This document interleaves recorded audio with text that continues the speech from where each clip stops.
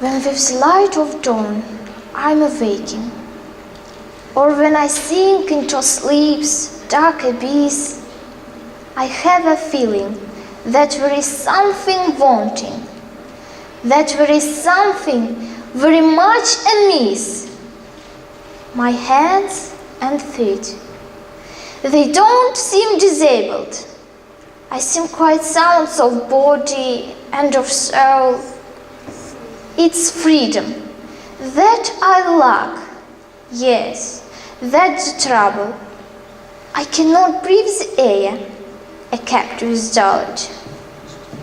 When in captivity, your speech is stifled. Your living body is of life deprived. And then, it doesn't matter, not a trifle, whether you are dead or still alive. Even if my limbs are whole, what do I profit? It really makes no difference that they are. My right to move, my free will is my forfeit. My every step, my every song is barred. I grew up without parents yet. I never felt hopelessly bereaved and all alone.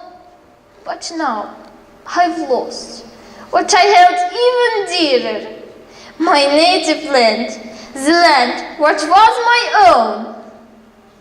In hostile country I'm held a captive, an orphan without liberty or home.